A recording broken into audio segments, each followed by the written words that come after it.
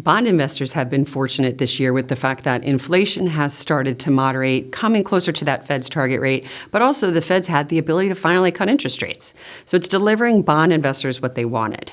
Now, bonds will always have a part as a well-diversified asset allocation, but we are a little bit cautious on the bond market as a whole, not only in the Treasury market, but also in the credit market. And that's because supply is a major issue going forward, and we've often talked about this, but it is scary when you look at this chart. This is the expectation for Treasury supply over the next decade. It's supposed to grow 80%. This is coming at a time when also internationally, international investors are actually getting yield. So the desire to come into the U.S. and take that currency risk is not necessarily there.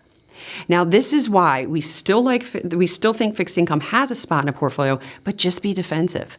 Instead of going out into the long end of the curve, which typically you would do if you expect the economy to slow down, stay in the intermediate part of the curve. You don't need to reach with interest rate risk.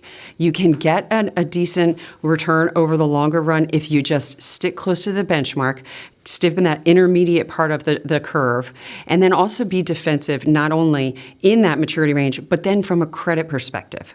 From a credit perspective, credit just continues to rally alongside with equities. And that's fantastic, except the fact that right now, similar to equities, you're not being rewarded for that risk.